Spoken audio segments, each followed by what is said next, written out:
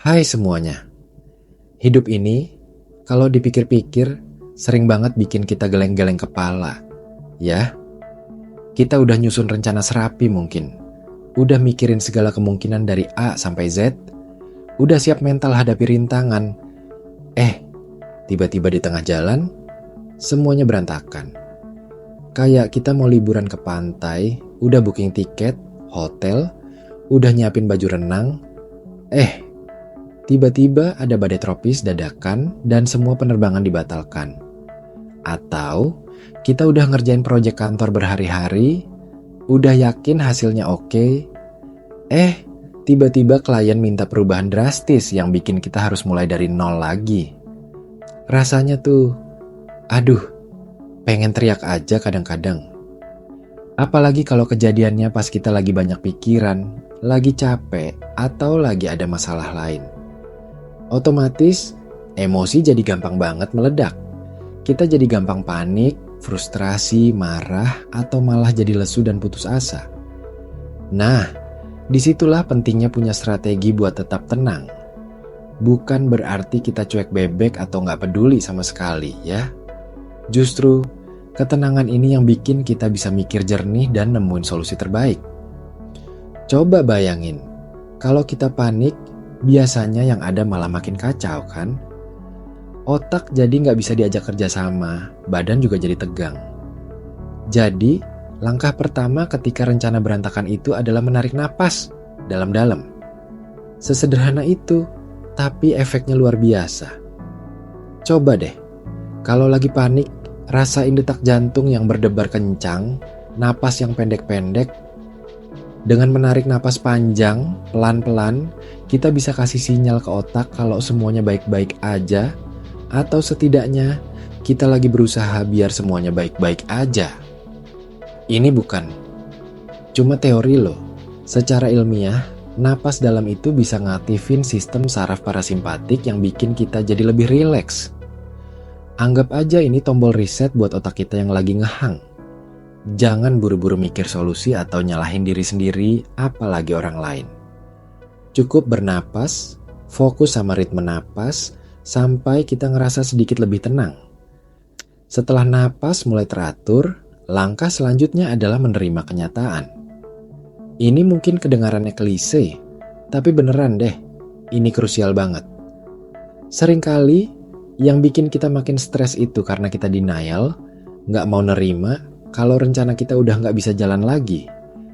Kita ngotot pengen semua sesuai yang udah kita bayangin, padahal situasinya udah berubah total. Coba deh, bayangin kalau kita mau jualan kue, udah nyiapin bahan-bahan, udah ngitung modal, tiba-tiba oven rusak. Kalau kita ngotot tetap mau bikin kue padahal oven rusak, ya nggak akan jadi-jadi kuenya.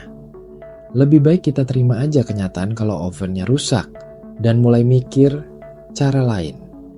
Mungkin bisa pinjam oven tetangga atau ganti menu jualan jadi makanan yang nggak perlu oven. Nah, menerima kenyataan ini juga berarti kita berhenti menyalahkan diri sendiri atau orang lain. Ini bukan saatnya main tunjuk-tunjuk jari, apalagi kalau cuman memperkeruh suasana. Fokus aja sama apa yang ada di depan mata. Situasinya begini, ya sudah, terima. Setelah menerima kenyataan, baru deh kita bisa mengevaluasi situasi. Jangan langsung lompat ke kesimpulan atau solusi yang gegabah. Coba duduk tenang, bikin daftar kecil tentang apa aja yang berantakan dan kenapa itu bisa terjadi. Tulis aja poin-poinnya di selembar kertas, nggak perlu rapi-rapi amat. Misalnya, kalau tadi contoh liburan, yang berantakan itu adalah penerbangan dibatalkan. Kenapa? Karena ada badai. Lalu, apa dampaknya? Hotel udah terlanjur booking, cuti udah diajuin, dan seterusnya. Dengan begitu, kita bisa lihat gambaran besarnya, apa yang masih bisa diselamatkan, dan apa yang memang harus diikhlaskan. Ini juga bisa bantu kita mengidentifikasi akar masalahnya. Siapa tahu ada pelajaran yang bisa diambil buat kedepannya. Misalnya, kalau oven rusak itu karena udah tua dan nggak pernah diservis, berarti kedepannya harus lebih rajin servis alat-alat. Evaluasi ini bukan cuman buat nemuin solusi, tapi juga buat belajar dari kesalahan atau setidaknya belajar dari kejadian gak terduga ini. Selanjutnya, fokus pada apa yang bisa kita kontrol. Ini penting banget. Seringkali kita malah pusing mikirin hal-hal yang di luar kendali kita. Contohnya tadi, badai tropis. Mana mungkin kita bisa ngendaliin cuaca? Nggak bisa, kan? Jadi, nggak usah buang-buang energi mikirin kenapa badainya harus muncul.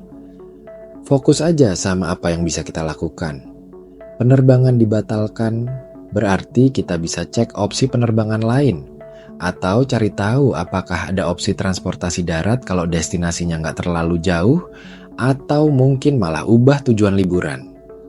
Daripada meratapi badai yang nggak bisa kita kendalikan, lebih baik kita alihkan energi ke hal-hal yang masih bisa kita usahakan. Ini juga berlaku di banyak aspek hidup lain. Kita nggak bisa ngendalin orang lain, kita nggak bisa ngendalin harga pasar, tapi kita bisa ngendalin reaksi kita terhadap semua itu, dan kita bisa ngendalin langkah-langkah yang akan kita ambil. Nah, setelah fokus pada apa yang bisa dikontrol, saatnya memecah masalah besar menjadi bagian-bagian kecil. Kadang, masalah yang berantakan itu kelihatan kayak monster raksasa yang enggak ada ujungnya. Bikin kita jadi malas buat mulai. Padahal, kalau kita pecah-pecah jadi bagian yang lebih kecil, rasanya jadi lebih ringan. Misalnya, proyek kantor yang harus diulang dari nol. Jangan langsung mikir, duh, harus mulai dari nol lagi. Coba pecah. Jadi, pertama, tentukan dulu perubahan yang diminta klien. Kedua, review bagian mana aja dari proyek lama yang masih bisa dipakai. Ketiga, bikin timeline baru buat pengerjaan. Dan seterusnya. Dengan begitu, kita punya step by step yang jelas. Dan gak langsung merasa terbebani dengan semua tugas sekaligus. Setiap kali kita selesaiin satu bagian kecil, kita jadi ngerasa lebih termotivasi buat lanjut ke bagian berikutnya. Ini juga bantu kita ngurangin rasa panik dan frustrasi karena kita punya panduan yang jelas. Dan yang enggak kalah penting adalah fleksibilitas. Rencana yang udah kita buat itu memang bagus, tapi harus diingat kalau itu cuma panduan, bukan kitab suci yang enggak boleh diubah sama sekali. Kadang, kita harus mau dan berani buat mengubah rencana, atau bahkan membuat rencana cadangan yang sama sekali berbeda. Ini artinya kita harus bisa beradaptasi dengan perubahan. Jangan kaku. Misalnya, kalau memang liburan ke pantai nggak memungkinkan, kenapa nggak coba liburan ke gunung? Atau, kalau memang produk A nggak laku, kenapa nggak coba jual produk B? Fleksibilitas ini bukan berarti kita nggak konsisten, tapi justru menunjukkan kalau kita cerdas dan adaptif. Kita bisa melihat peluang di tengah kesulitan, dan gak terpaku sama satu ide aja. Orang yang fleksibel biasanya lebih mudah bangkit dari kegagalan karena mereka gak takut buat mencoba hal baru. Lalu, jangan ragu minta bantuan. Seringkali, kita merasa harus nanggung semua masalah sendirian, padahal ada banyak orang di sekitar kita yang siap bantu.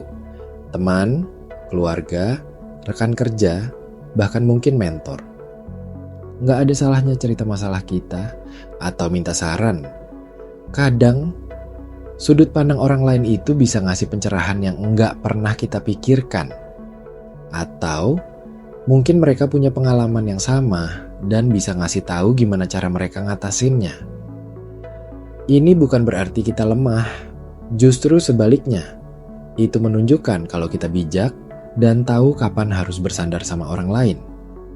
Ingat, masalah itu bukan buat dipendam sendirian, justru buat dibagi supaya jadi lebih ringan. Dan biasanya, setelah kita cerita, perasaan lega itu langsung muncul. Terakhir, tapi ini penting banget, jaga kesehatan mental dan fisik kita. Ketika rencana berantakan, itu bikin kita stres, dan stres bisa merusak kesehatan. Jadi, jangan lupa buat tetap makan teratur, tidur cukup, dan kalau bisa, sempetin olahraga ringan atau jalan-jalan sebentar. Lakuin juga hal-hal yang kita suka, yang bisa bikin kita happy dan refresh. Misalnya, dengerin musik, baca buku, atau ngumpul sama teman-teman. Ini bukan berarti kita lari dari masalah, tapi justru mengisi ulang energi supaya kita punya tenaga buat nyelesain masalah. Kalau badan udah capek, pikiran juga jadi nggak jernih.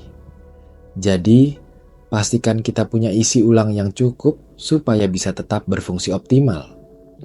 Ingat, kita butuh energi yang banyak buat ngadepin situasi yang nggak terduga. Intinya, ketika rencana berantakan, kuncinya adalah tetap tenang.